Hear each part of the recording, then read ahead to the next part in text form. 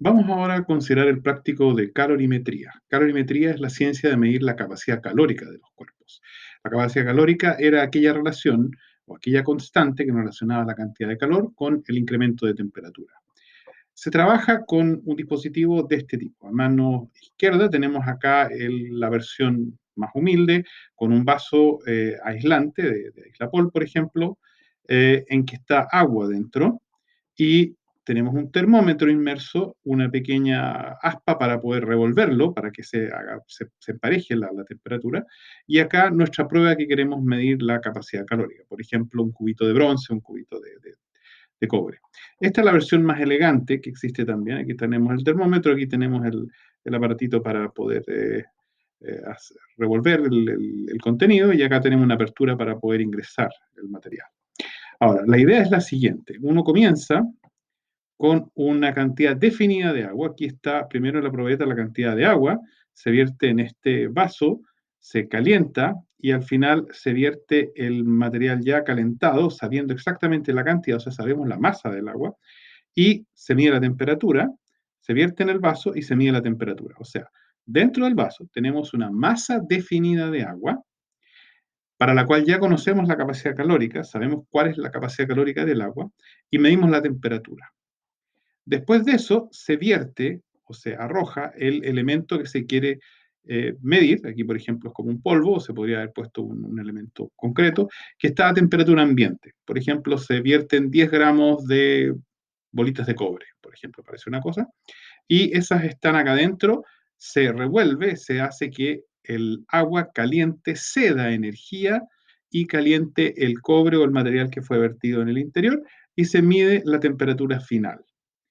O sea, se tiene la masa del agua, la capacidad calórica del agua, la temperatura inicial del agua. Se tiene la masa del material que se arroja adentro, no se conoce la capacidad calórica, pero se conoce la temperatura, que es la temperatura ambiente, y se conoce la temperatura final. Veamos ahora en las ecuaciones cómo se puede proceder. Vamos a suponer que el agua cede calor, ya que está a una temperatura mayor que la temperatura ambiente, cede calor al material que fue arrojado en su interior, y para eso podemos calcular, aquí tenemos la cantidad que va a ceder el agua, aquí tenemos la masa del agua, la capacidad, el calor específico del agua, la temperatura con que habíamos comenzado y la temperatura final. O sea, lo que aquí tenemos es la cantidad de energía que cedió el agua, la masa del agua, calor específico del agua, temperatura inicial del agua cuando se vertió inicialmente, la que teníamos en este minuto aquí, esta temperatura de acá, y temperatura final, que es la que se mide cuando ya al final, perdón, acá, cuando al final cesa el experimento. Esta es la cantidad de calor que el agua cedió, porque el agua comenzó con esta temperatura y terminó con esta temperatura, o sea, el agua entregó esta cantidad de calor al material que se arrojó dentro. Veamos ahora por otro lado el material que se arrojó dentro.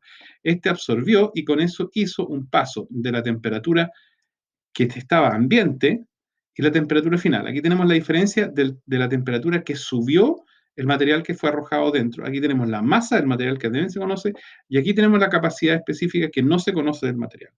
Y este es el calor que estaría absorbiendo el metal para llegar a la nueva situación, porque el metal estaba a temperatura ambiente y pasó a temperatura final, justamente absorbiendo la energía desde el agua. O sea que estos dos calores, lo que se dio el agua y lo que absorbió el metal o el material de la muestra, tienen que ser iguales. Así que yo puedo igualar estos dos términos de acá, en donde yo conozco aquí todos los elementos y aquí conozco todo excepto el calor específico. Si yo los igualo y despejo, tengo esta ecuación de acá. Si ustedes se fijan, en la parte superior, estos términos de acá son exactamente estos términos de acá, y estos términos de acá son exactamente estos términos sin el calor específico.